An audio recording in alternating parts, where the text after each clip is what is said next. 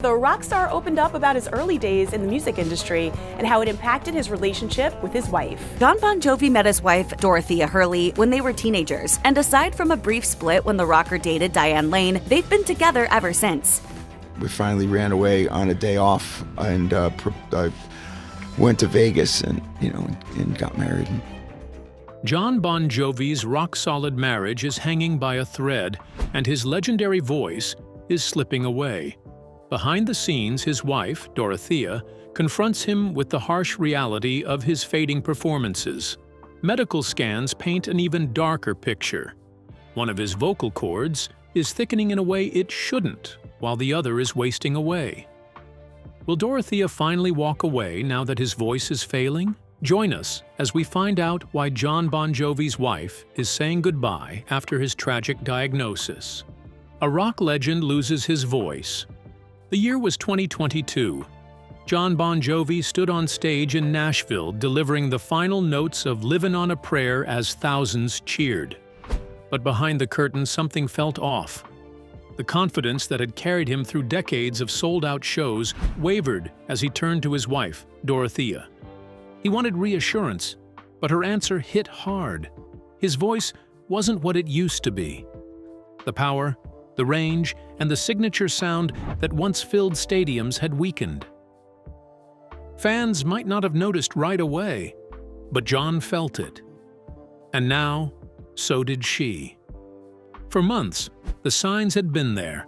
High notes cracked, long phrases left him gasping. At first, he chalked it up to exhaustion, the toll of nearly 40 years on the road. But deep down, he feared it was something worse. The next morning, a specialist confirmed his worst nightmare.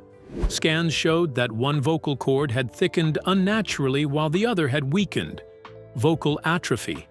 The diagnosis was cold and clinical.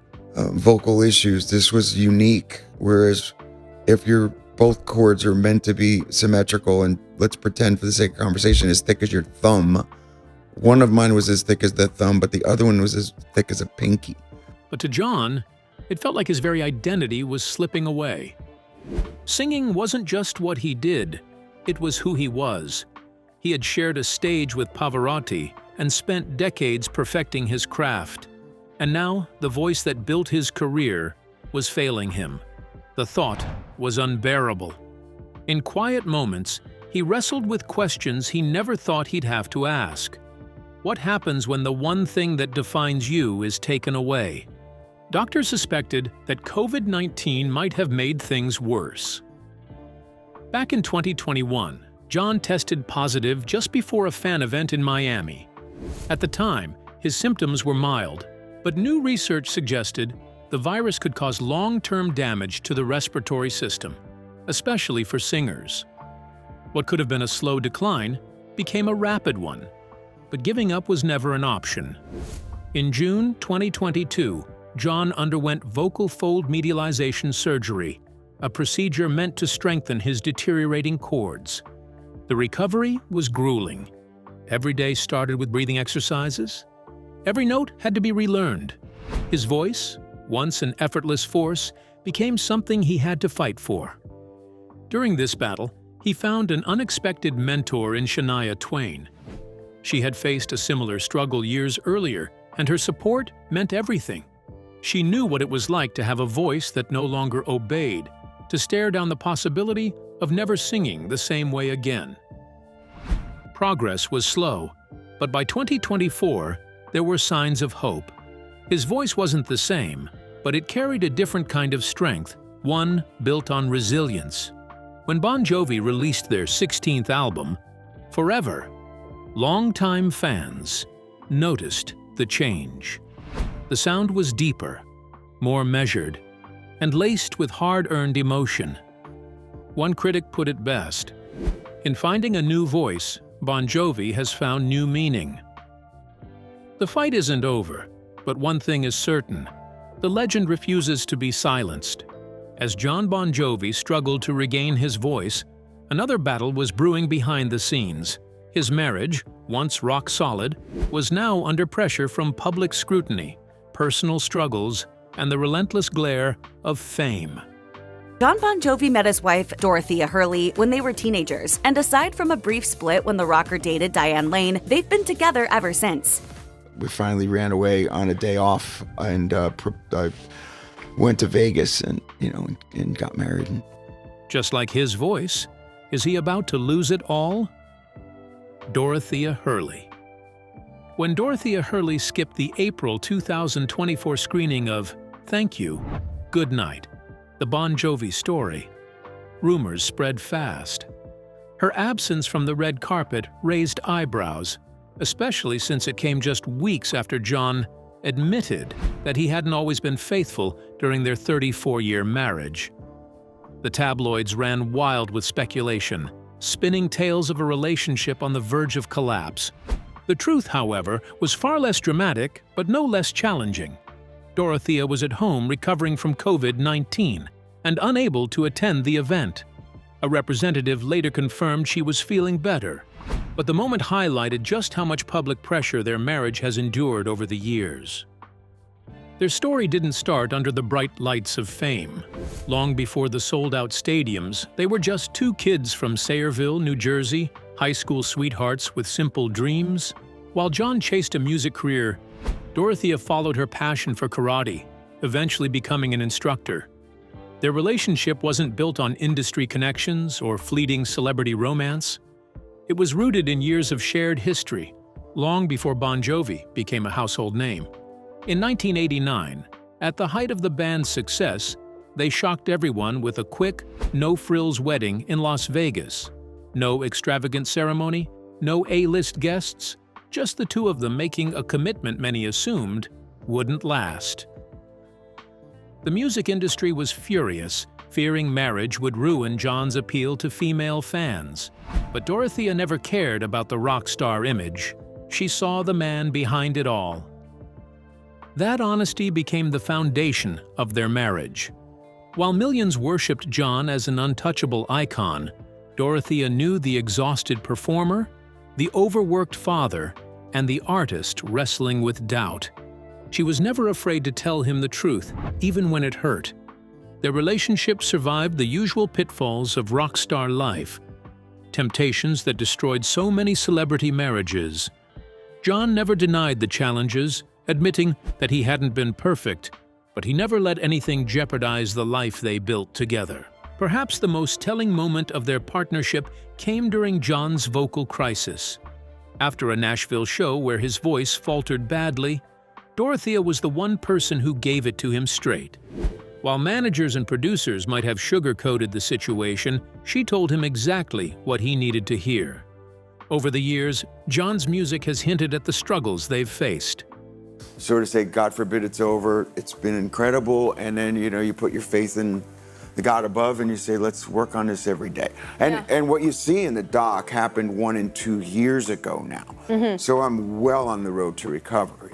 Bed of Roses, released in 1993, painted an unfiltered picture of fame's pull, with lyrics about missing home while standing under the spotlight. Music and success often competed for his attention, but Dorothea never fought for the limelight. She built a life outside of it, running her karate studio and mentoring at-risk youth, staying grounded while her husband's world constantly shifted. Even after decades together, their marriage has never been about perfection. It's been about adapting, evolving, and facing challenges head-on. Jon's vocal struggles tested not just his career but also the foundation of their partnership. And just as she had from the start, Dorothea stood beside him not with blind support, but with the honesty and strength that have always kept them together. While Dorothea kept things steady at home, the constant pressure of fame was slowly wearing down the man everyone assumed had it all: the price of fame. The stadium was electric, packed with 20,000 fans chanting his name.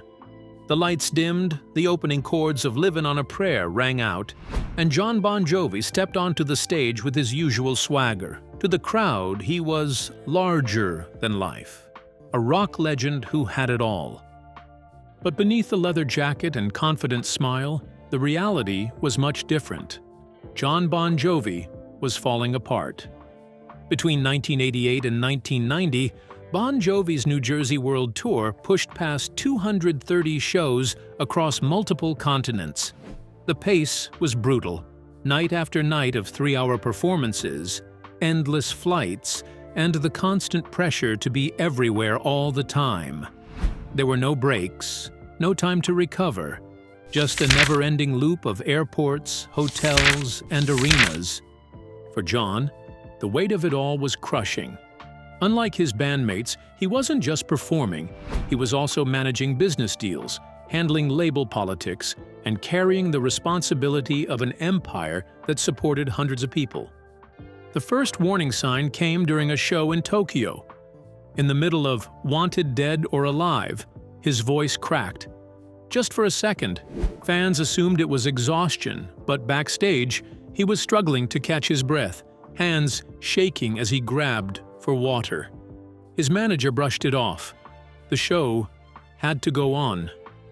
And it did. For months, Jon pushed through exhaustion, running on adrenaline and sheer willpower. What do you remember about your time here?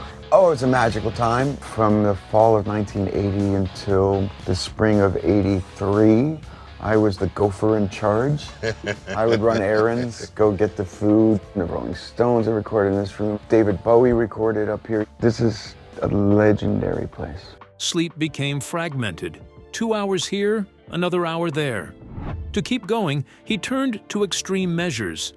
Ice baths to jolt himself awake, breathing exercises stolen from marathon runners, anything to stay upright. But the exhaustion wasn't just physical. His mind, once sharp and creative, started slipping. Songwriting, his passion, felt like a chore. Even hearing a stadium full of people screaming his name left him numb. The music, the thing that had always fueled him, no longer felt like his own. By early 1991, everything came crashing down. While driving along the Pacific Coast Highway on the way to see a psychologist, he felt his vision close in. His heart pounded. The beautiful ocean view blurred into something unrecognizable. A terrifying thought entered his mind, the impulse to let go of the wheel, to just disappear. That moment changed everything. Not long after, his body finally gave out. During a show in front of thousands, his legs buckled. He tried to push through, but his body refused. He collapsed as the music cut off and security rushed in. Backstage, medics found his blood pressure dangerously low and his body severely dehydrated. The official statement called it exhaustion, but everyone knew it was something deeper. That night forced Jon to face a truth he had been running from. His body wasn't invincible, no matter how much his ambition wanted it to be. For the first time since Bon Jovi's rise to fame, everything had to stop. The tour was postponed, and the recording sessions were put on hold. The machine that had been running at full speed for years finally slowed down. And for the first time in a long time, Jon Bon Jovi had to figure out how to be human again. As Jon's body slowly recovered, the bond that held Bon Jovi together was starting to crack. The band, the core of their success, wasn't as solid as it seemed. Could they find a way back to what they once had? The guitar goes silent. On a chilly April night in 2013, 20,000 fans packed Calgary's Scotiabank Saddledome, ready to sing along to decades of rock anthems. Backstage, tension crackled as Jon Bon Jovi received news that would change the band forever. Richie Sambora wasn't coming. No warning, no explanation, just an absence where there had always been a presence. Sambora, who had also been friends with Bon Jovi since childhood, left the band suddenly during the 2013 Because We Can tour, leaving the band scrambling for a new guitarist. Bon Jovi tells people there was no fight or money issue like reports say. He wasn't fired, he just didn't come to work. The announcement to the crew was blunt. Richie wouldn't be performing. There was no time to process it. The band reshuffled the set list, promoted a backup guitarist, and walked onto the stage with smiles that barely hid their shock. For years, Jon and Richie had been the heart of Bon Jovi's sound. Jon brought the vision, the drive, the relentless energy.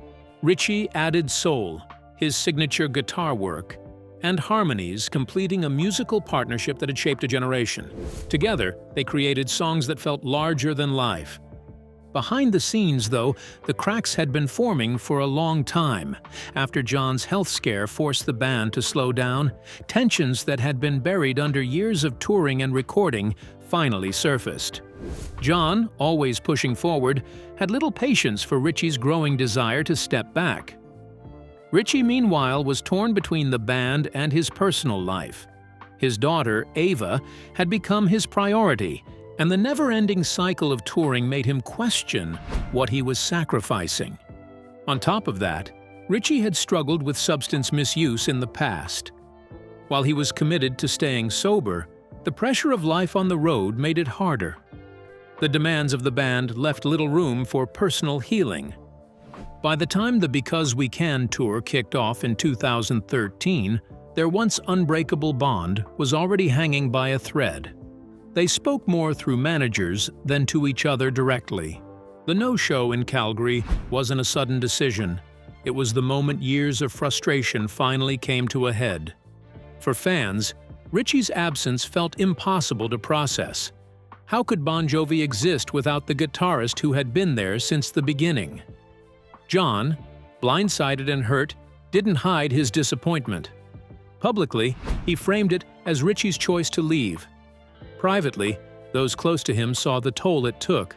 But people keep saying this there was never a fight. It was never about money. It was never about a girlfriend. It was never, he had issues, he had a lot of issues that he had to deal with. During shows, he would glance toward the spot where Richie should have been, his expression briefly betraying the loss. For more than 30 years, they had shared everything: chart-topping hits, sold-out stadiums, the rush of hearing an audience scream their lyrics back at them. Now, Jon was left carrying it alone.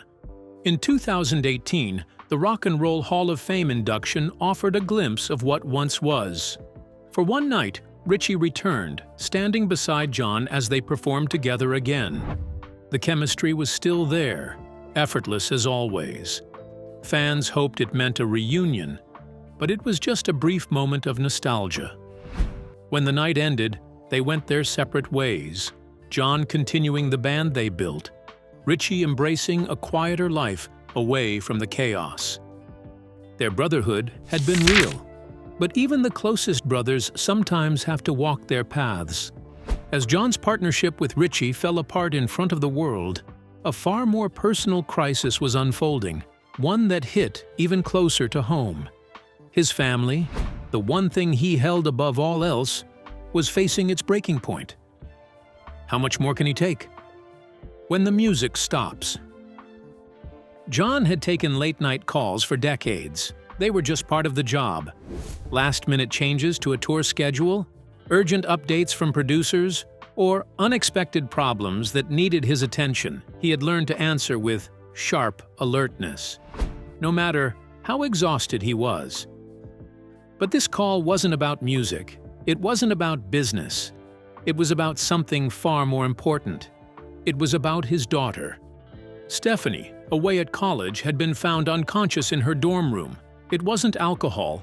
It was something stronger, something that had stopped her breathing, something that could have stolen her life. I had a scare with Stephanie not too long ago where you got a call about her ODing on a form of heroin up in college, and that must have been so terrifying, Jon. In that instant, everything Jon had built, his career, his fame, his legendary ability to take control of any situation, meant nothing. He wasn't a rock star now. He wasn't the frontman of a band that had spent decades filling stadiums and breaking records. He was just a father, gripped by a fear so deep it made his world tilt on its axis. Stephanie survived. But Jon would never be the same. For years, he had lived with a sense of control.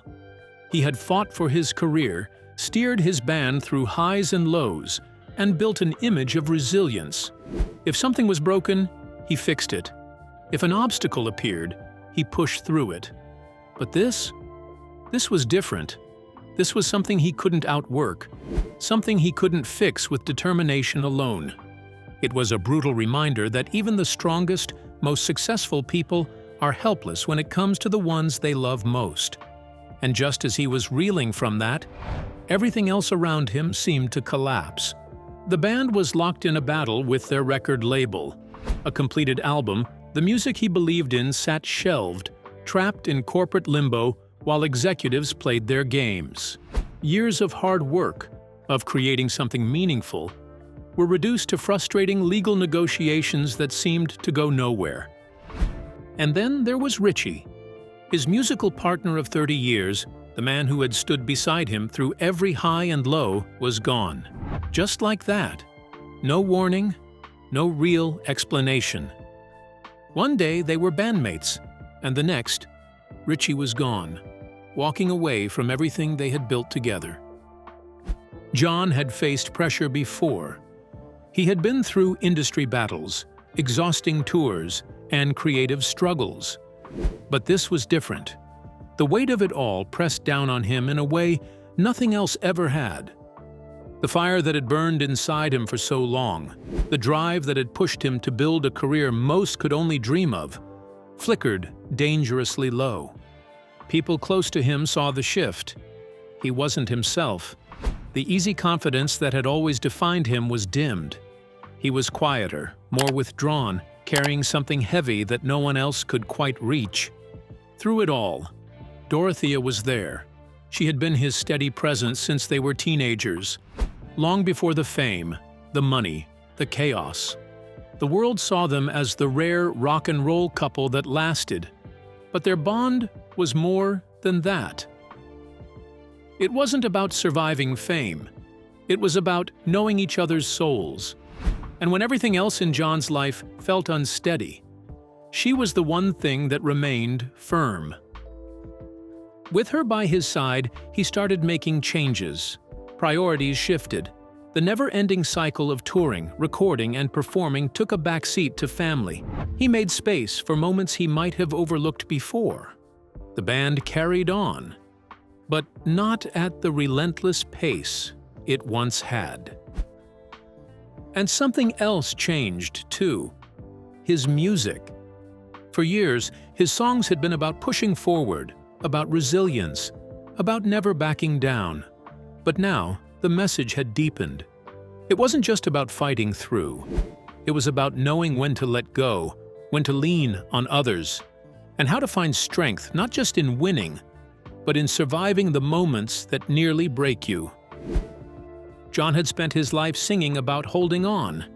Now, he truly understood what that meant. Jon Bon Jovi is pushing through a tough recovery to get his voice back, all while dealing with challenges in his marriage. Can he find the strength to keep everything from falling apart?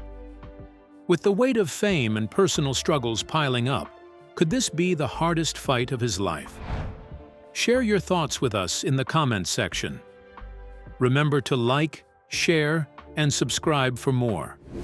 Also, click the next video showing on your screen. You will enjoy it.